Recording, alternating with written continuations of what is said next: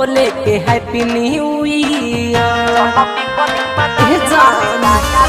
खाए के मुर्गा या पिए के बियर, जानू हो बोले के हैप्पी न्यू ईयर।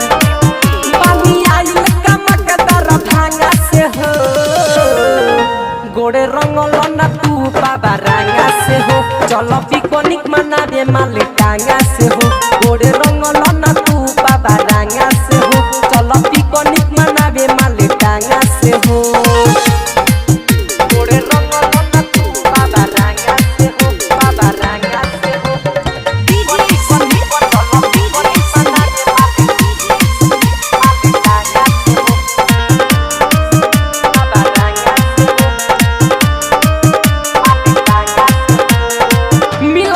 सुनो यो सोनू चांस हो, संगे में दोनों जने कैले जाई डांस हो। मिलल बाटी सुनो यो सोनू चांस हो, संगे में दोनों जने कैले जाई डांस हो। सब रही हरन हंगामा से हो, गोड़े रंगल ना तू बाबा रंगा से हो। चलो पिकनिक मनाबे माले टांगा से हो, गोड़े रंगल ना तू बाबा रंगा से हो। चलो पिकनिक मनाबे माले टांगा से हो।